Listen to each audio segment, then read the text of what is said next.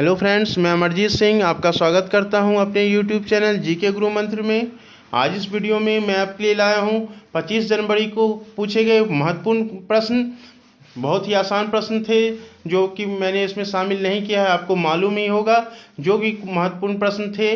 और आगे की जिनका परीक्षा बाकी है, सी और डी का जिनका एग्जाम अभी बाकी है, उसके लिए मॉडल प्रश्न पत्रों का एक सेट भी मैंने इसमें डाला है जो कि पूर्ण रूप से आधारित है। अभी तक एसआई एग्जाम हो या कांस्टेबल एग्जाम हो, दोनों का जो है लगभग प्रश्नों का लेवल समान ही था। उसी के आधार पर मैंने प्रश्नों का एक सेट बनाया है जो कि आपके लिए काफ़ी लाभप्रद होगा। तो चलिए शुरू करते हैं। पहला जो प्रश्न पूछा गया था वो है, ओलंपिक खेल का स्लोगन क्या है। इस प्रश्न को दूसरे तरीके से भी पूछा जाता है कि ओलंपिक खेलों का आदर्श वाक्य क्या है। तो लैटिन में इसका अर्थ होता है हेड्रियाटिस, ठीक है, जिसका अर्थ होता है तेज, ऊंचा और मजबूत। अंग्रेजी में बोले तो इसका सीटीएस, अल्टियस और फॉर्टियस भी कहते हैं, जिसमें और तेज और ऊंचा और मजबूत, ये इसका आदर्श वाक्य है ओलंपिक का। ठीक है, ओलंपिक के बारे में एक बात और जान लें कि उसमें 5 रंग के छल्ले होते हैं। ये तो आप जानते ही होंगे, 5 अलग अलग रंग के छल्ले होते हैं जो कि 5 महाद्वीप को दर्शाते हैं। इसमें उत्तरी अमेरिका और दक्षिणी अमेरिका को एक ही महाद्वीप माना गया है। ठीक है, तो हर रंग जो है कि कौन सा रंग किस महाद्वीप का सूचक है ये भी जानना जरूरी है, और इस तरह के प्रश्न पूछे भी जाते हैं।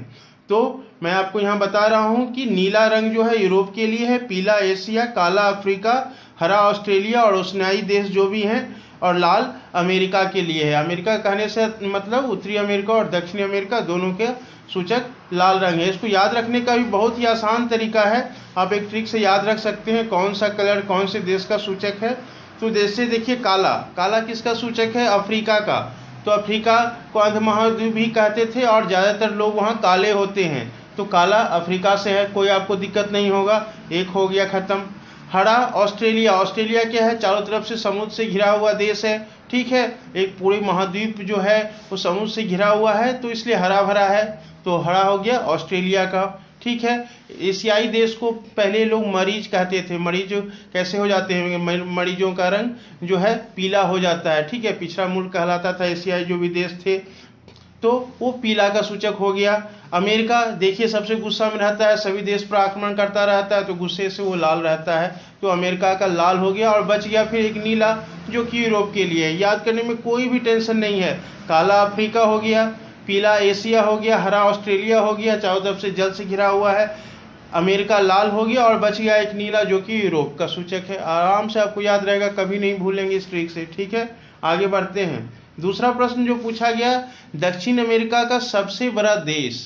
ठीक है, दक्षिण अमेरिका का सबसे बड़ा देश कौन है? तो दक्षिण अमेरिका का सबसे बड़ा देश है ब्राजील, और सबसे छोटा अगर बोले तो सबसे छोटा है फॉकलैंड द्वीप। ठीक है, तो ये अगर दक्षिण अमेरिका का पूछा गया है तो आगे परीक्षाओं में और भी पूछे जाएंगे। अभी जो सी और डी का आपका एग्जाम बाकी है, उन परीक्षाओं में दूसरे महाद्वीप के बड़े देश, बड़ी नदियां ये पूछ सकता है, तो आप उसको भी जरूर से देख लें आगे की परीक्षाओं के लिए। यहाँ मैं एक प्रश्न आपके लिए रखा हूँ, अफ्रीका का सबसे बड़ा देश कौन है और यूरोप का सबसे छोटा देश कौन है? ये कमेंट करके आप बताएं बीच में ही, क्योंकि मैं इस वीडियो के अंत में इसका उत्तर मैं आपको दे दूंगा सारे डिटेल्स के साथ, सभी देशों के बड़े छोटे देश का। तो आपको ये वीडियो पॉज करके अगर आपको जानते हैं तो आप जरूर कमेंट करके बताएं अफ्रीका का सबसे बड़ा देश कौन है, यूरोप का सबसे छोटा देश कौन है। आगे बढ़ते हैं। आत्मीय सभा के संस्थापक कौन थे, ये पूछा गया था। तो आत्मीय सभा के संस्थापक थे राजा राम मोहन राय, जो कि 1815 ईस्वी में इसकी स्थापना की थी आत्मीय सभा। ठीक है, राजा राम मोहन राय को सती प्रथा के उन्मूलन से भी जानते हैं, और राजा राम मोहन राय से संबंधित एक प्रश्न जो पूछा जाता है वो भी है कि आधुनिक भारत के किस व्यक्ति को आधुनिक भारत के नवजागरण का अग्रदूत कहा जाता है। ठीक है, आधुनिक भारत का निर्माता भी इनको कहा जाता है, तो राजा राम मोहन राय। ठीक है, ब्रह्म समाज से भी संबंधित हैं ये। 86वां संशोधन कब पारित हुआ, ये पूछा गया। तो 86वां संशोधन जो है 2002 में पास हुआ था, और ये संबंधित है 6 से 14 वर्ष के बच्चों के लिए अनिवार्य एवं निःशुल्क शिक्षा को मौलिक अधिकार की सूची में शामिल करना। ठीक है, मौलिक अधिकार की श्रेणी में शामिल किया गया 6 से 14 वर्ष के बच्चों को अनिवार्य एवं निःशुल्क शिक्षा। ठीक है, आगे बढ़ते हैं। कौन सा काल वास्तुकला का स्वर्णिम काल कहा जाता है? जनरली ये प्रश्न इस तरह से ही पूछा जाता है, हो सकता है इस तरह से पूछा गया हो कि मुगल साम्राज्य में किस शासक के काल को वास्तुकला का स्वर्णिम काल कहा जाता है, तो शाहजहां के काल को जो है वास्तुकला का स्वर्णिम काल कहा जाता है। और जहां तक चित्रकला का स्वर्णिम काल ये प्रश्न पूछा जाए तो जहांगीर के शासनकाल को चित्रकला का स्वर्णिम काल कहा जाता है, गोल्डन एज। ठीक। लेड को कैसे प्रदर्शित करते हैं, मतलब रासायनिक उसका सांकेतिक अक्षर पूछा गया था, लेड यानी सीसा को, तो उसको पीवी से डिनोट करते हैं। ठीक है। इसी तरह सोना चांदी एयू एजी इस तरह के प्रश्न हल्का ही प्रश्न पूछे जा रहे हैं, ज़्यादा कठिन नहीं प्रश्न पूछे जा रहे हैं। आगे कल से मैं इसके लिए एक मॉडल प्रश्न पत्र आपको सी और डी की परीक्षाओं के लिए भी कल से मैं आपको बताऊंगा, जो कि पूर्ण रूप से आधारित होगा। और इस वीडियो में भी मैंने कुछ मॉडल प्रश्न पत्र इसमें डाले हैं, जो कि आपके जिस तरह के ट्रेंड हैं, जिस तरह के प्रश्न पूछे जा रहे हैं अभी तक, उससे ही आधारित, और कुछ भी अलग नहीं, एक ही ट्रेंड को फॉलो कर रहा है। चाहे एसआई एग्जाम हो, कांस्टेबल एग्जाम हो, आगे भी उसमें कोई तब्दीली नहीं होने वाली है। तो आगे बढ़ते हैं। केंद्र शासित प्रदेश का प्रमुख कौन होता है, तो केंद्र शासित प्रदेश का प्रमुख जो होता है वो उपराज्यपाल होते हैं। ठीक है। आगे, नागासाकी और हिरोशिमा कहाँ है, ये प्रश्न पूछा गया है। इससे रिलेटेड दूसरे प्रश्न की भी तैयारी कर लें, ये तो आसान प्रश्न है। नागासाकी और हिरोशिमा जापान के दो नगर हैं। ठीक है, जिस पर द्वितीय विश्व युद्ध के समय अमेरिका ने एटम बम गिराया था, पहले हिरोशिमा पर और बाद में नागासाकी पर गिराया गया था। ठीक है। हिरोशिमा जब भी बोलते हैं हम लोग तो हिरोशिमा नागासाकी बोलते हैं। ठीक है। तो हिरोशिमा पर पहले बम गिराया 6 अगस्त को, बाद में 9 अगस्त को नागासाकी पर। एक प्रश्न और इससे बनता है कि बम का नाम क्या था, तो हिरोशिमा पर जो बम गिराया गया उसे लिटिल बॉय कहते हैं, और नागासाकी पर जो गिराया गया उसे फैट मैन। ठीक है। पहले जो गिराया वो छोटा बच्चा था इसलिए लिटिल बॉय, बाद में ऐसे भी याद रख सकते हैं, बाद में बच्चा बड़ा हो गया तो फैटमैन हो गया। तो फैटमैन कहाँ गिराया गया, जहाँ बाद में गिराया गया यानी नागासाकी में। अक्सर क्या होता है, दो नामों में बाद में कंफ्यूजन होने लगता है, अरे फैटमैन किस पे गिराया, ये लिटिल बॉय किस पे, तो जिस पे पहले गिराया वो लिटिल बॉय छोटा बच्चा था, अब बाद में जहाँ गिराया बच्चा बड़ा हो गया, फैट हो गया, फैटमैन बाद में नागासाकी पर। ठीक है। संविधान सभा की प्रथम बैठक कब हुई, तो ये हुई थी 9 दिसंबर 1946 को प्रथम बैठक। ठीक है।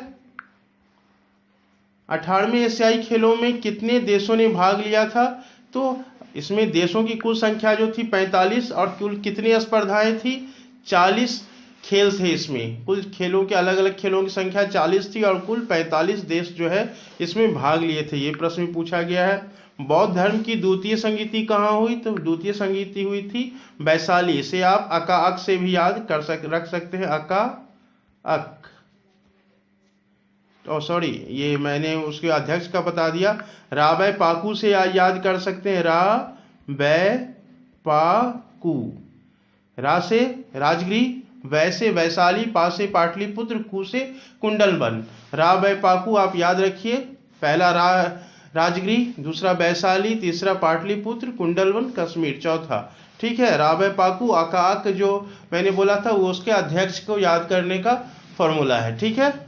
तो दूसरा है चूंकि तो वैशाली हो जाएगा, कोई इसमें कंफ्यूजन आपको नहीं होगा। ठीक है। आगे बढ़ते हैं। विटामिन सी की कमी का त्वचा पर क्या प्रभाव पड़ता है, तो इससे त्वचा को में जो है सूखापन हो जाता है, खुजली होती है और पीलापन भी त्वचा हो जाता है विटामिन सी की कमी से। आपके विकल्प में जो भी इसमें से रहे होंगे आप मार सकते हैं। एमआरपी का विस्तारित रूप पूछा गया था, तो मैक्सिमम रिटेल प्राइस। ठीक है। ये वो प्राइस होता है जिससे ऊपर आपका कोई भी विक्रेता आपसे पैसा नहीं ले सकता है। जो भी हम लोग कोई भी चीज़ खरीदते हैं तो उस पर एमआरपी लिखा हुआ रहता है, एमआरपी 20 रुपया, यानी मैक्सिमम प्राइस है, इसके ऊपर आपको अब नहीं देना है। ठीक है। अनुच्छेद 61 में वर्णन है, किसका वर्णन है, तो अनुच्छेद 61 में राष्ट्रपति पर महाभियोग चलाने का वर्णन अनुच्छेद 61 में है। गंगा की सहायक या उपनदी पूछा गया कौन है, तो विकल्प तो दिया गया नहीं, तो मैंने सारे सहायक नदियों का इसमें वर्णन कर दिया है। यमुना, रामगंगा, कर्णाली, ताप्ती, गंडक, कोसी और कागची, तथा ये सब उत्तरी सहायक नदियां हैं। और दक्षिण के पठार से मिलने वाली नदियां जो हैं इसमें चंबल, सोन, बेतवा और दक्षिण टोंस आदि हैं। ठीक है। इसमें प्रमुख जो है आपका यमुना है, रामगंगा है, ताप्ती याद रखिए, गंडक, कोसी को याद रखिए, चंबल, सोन, बेतवा, ये सब इसकी सहायक नदियां हैं या उपनदी। आगे बढ़ते हैं। संविधान सभा का गठन कब हुआ था? तो संविधान सभा का गठन हुआ था 6 दिसंबर 1946 को। जिनका भी अभी एग्जाम बाकी है वो जो है पॉलिटिकल साइंस पर ज़्यादा जोर दें और स्तरीय क्वेश्चन को ही, ज़्यादा डीप में जाने की आवश्यकता नहीं है, केवल स्तरीय प्रश्न पूछे जा रहे हैं, ठीक है, ज़्यादा कठिन भी नहीं। हालांकि प्रश्नों का स्तर कुछ बढ़ा है पहले की अपेक्षा। रक्त का शुद्धिकरण कौन करता है? तो रक्त का शुद्धिकरण करता है किडनी, किडनी में शुद्धिकरण होता है। फाहियान किसके शासनकाल में भारत आया? तो फाहियान आए थे चंद्रगुप्त द्वितीय के शासनकाल में। ये जो मैं आपको प्रश्न बता रहा हूँ हूबहू यही लेवल को फॉलो कर रहा है, ठीक है। जो भी आपके मित्र अगर दे के आए हो आप उनसे पूछ सकते हैं, सेम टू सेम यही लेवल है और ये परीक्षा में पूछे गए प्रश्न हैं, उन्हीं के आधार पर मॉडल प्रश्न पत्र तैयार किया गया है। गंगा नदी का मुहाना कहाँ है? तो गंगा नदी का मुहाना है बंगाल की खाड़ी, ठीक है। सिंधु नदी का मुहाना कहाँ है? ये आपको हमको बताना है कमेंट में करके। सिंधु नदी का मुहाना कहाँ है ये आपके लिए प्रश्न मैंने छोड़ा है। पंचायती राज सर्वप्रथम कहाँ शुरू हुआ? तो राजस्थान में शुरू हुआ था पंचायती राज। सबसे छोटा महासागर पूछा गया था, तो सबसे छोटा आर्कटिक है और सबसे बड़ा प्रशांत। गोविंद सागर बांध किस नदी पर है? तो गोविंद सागर बांध जो है इससे मिलता जुलता जो है दो प्रश्न आते हैं, गोविंद सागर बांध और एक रिहंद बांध। तो अगर ये पूछा जाए तो वो रिहंद नदी पर है और एक दूसरा गोविंद सागर बांध जो है वो शहजाद नदी पर है, ठीक है। ये उत्तर प्रदेश में है और गोविंद बल्लभ पंत जो उत्तर प्रदेश के प्रथम मुख्यमंत्री थे उन्हीं के नाम पर इसका नाम गोविंद सागर बांध भी पड़ा है, ठीक है। ये प्रश्न पूछा गया था। मार्लेमेंटो सुधार अधिनियम कब लागू हुआ? तो ये लागू हुआ था 1909 ईस्वी में। करो या मरो नारा किस आंदोलन में दिया गया? तो ये भारत छोड़ो आंदोलन 1942 में दिया गया था महात्मा गांधी के द्वारा। जलियांवाला बाग हत्याकांड की जांच के लिए गठित समिति कौन थी? तो वो हंटर समिति थी। उत्तर प्रदेश का पुराना नाम यूनाइटेड प्रोविंस था, ठीक है, संयुक्त प्रांत भी नहीं कहते थे। बिरजू महाराज किस क्षेत्र से संबंधित है? तो बिरजू महाराज संबंधित हैं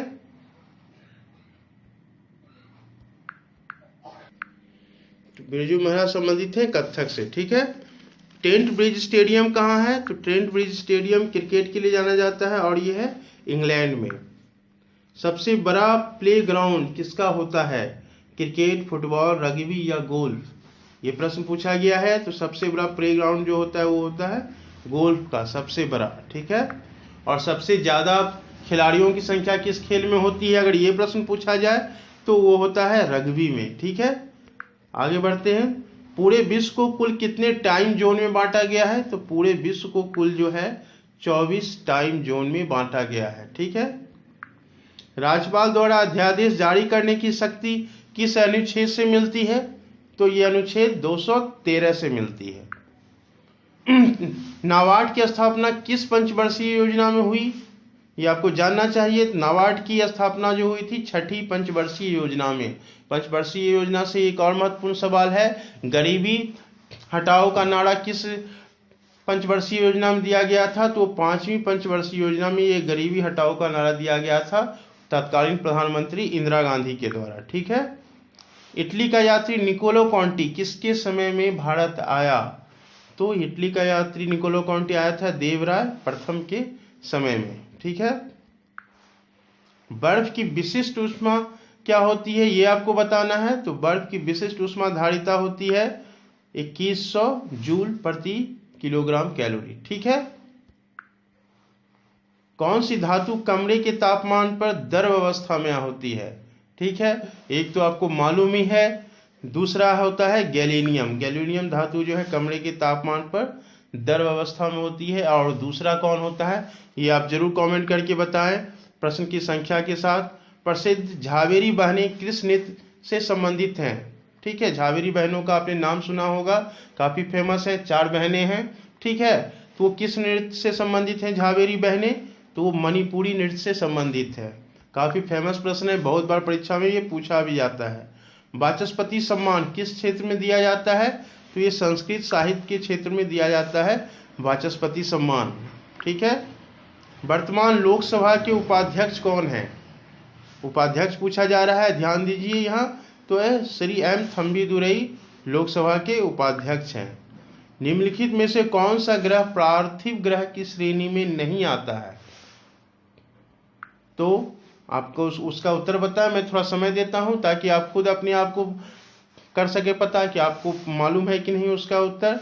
तो इसका उत्तर हो जाएगा बृहस्पति जो है पार्थिव ग्रह की श्रेणी में नहीं आता है। पार्थिव ग्रह जो है पृथ्वी, शुक्र, मंगल, ठीक है, बुध, ये सभी पार्थिव ग्रह हैं। बृहस्पति जो है बाह्य ग्रह की श्रेणी में आता है। और ये पृथ्वी, शुक्र, मंगल, बुध, ये सबको आंतरिक ग्रह भी कहते हैं। तो ये कुछ महत्वपूर्ण इसमें मॉडल प्रश्न पत्र भी थे और इसमें पूछे गए प्रश्न पत्र जो कि कुछ महत्वपूर्ण प्रश्न पत्र थे जो छूट गए थे, बाद में मुझे मिले। मैंने इस वीडियो में उसको समाहित किया है जो कि आपकी आगामी परीक्षाओं के लिए काफ़ी लाभप्रद होगा।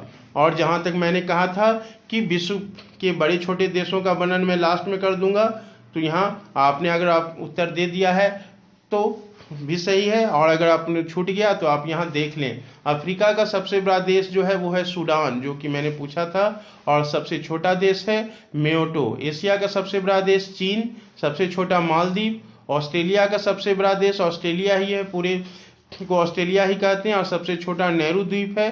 यूरोप का रूस है और सबसे छोटा वेटिकन सिटी है, ये इंपॉर्टेंट है, ठीक है।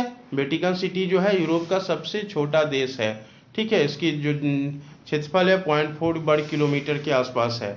उत्तरी अमेरिका का सबसे बड़ा देश जो है कनाडा है और सबसे छोटा सेंट पीरे, ये इंपॉर्टेंट है। कनाडा जो है उत्तरी अमेरिका का सबसे बड़ा देश है। रूस जो है यूरोप का सबसे बड़ा देश है, और चीन तो एशिया का आपको पता ही होगा, और अफ्रीका का सूडान है, ठीक है। तो ये अगर आपको ये वीडियो अच्छा लगा होगा तो ज़रूर लाइक करें, शेयर करें, कमेंट करें, और आपने अगर अभी तक चैनल को सब्सक्राइब नहीं किया है ज़रूर से सब्सक्राइब कर लें। मिलते हैं फिर अगले वीडियो के साथ। धन्यवाद।